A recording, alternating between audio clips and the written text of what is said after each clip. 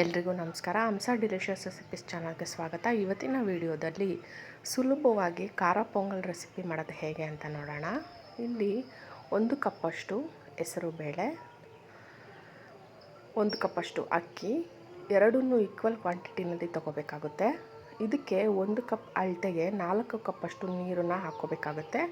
ಇದು ಸ್ವಲ್ಪ ತೆಳ್ಳಗಿದ್ರೇ ಸರಿ ಖಾರ ಪೊಂಗಲ್ಲು. ಇದಕ್ಕೆ 1 ಕಪ್ಪಷ್ಟು ಹಸಿ ತೆಂಗಿನಕಾಯಿ ತುರಿ, ನಿಮ್ಮ ರುಚಿಗನುಸಾರವಾಗಿ ಉಪ್ಪನ್ನು ಆ್ಯಡ್ ಮಾಡ್ಕೊಳ್ಳಿ. ಚಿಟಿಕೆ ಅರಶಿನ ಪುಡಿ,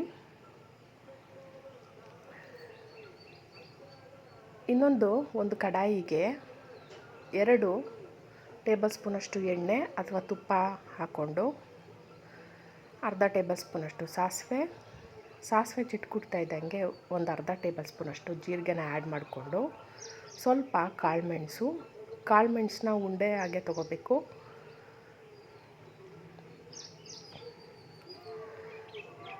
ಒಂದು ಚಿಟಿಕೆ ಇಂಗು,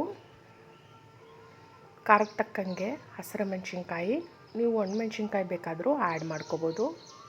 ಹಾಗೆ ಸ್ವಲ್ಪ ಕರಿಬೇವಿನ ಸೊಪ್ಪು, ಇವೆಲ್ಲವನ್ನು ಒಗ್ಗರಣೆಗೆ ಹಾಕ್ಕೊಂಡು ಇದನ್ನು ಆ ಪೊಂಗಲ್ಗೆ ಮಿಕ್ಸ್ ಮಾಡಿಕೊಂಡು ಲಿಡ್ಡನ್ನು ಕ್ಲೋಸ್ ಮಾಡಿ 2 ವಿಷಿಲ್ ತಗೋತಾ ಇದ್ದೀನಿ. ಕುಕ್ಕರ್ ಕೂಲ್ ಆದ ನಂತರ ಈ ಕನ್ಸಿಸ್ಟೆನ್ಸಲ್ಲಿ ಇರಬೇಕು, ಇಷ್ಟು ತೆಳುವಾಗೇ ಇರಬೇಕು ಖಾರ ಪೊಂಗಲ್ಲು, ಆಗಲೇ ಟೇಸ್ಟ್ ಜಾಸ್ತಿ.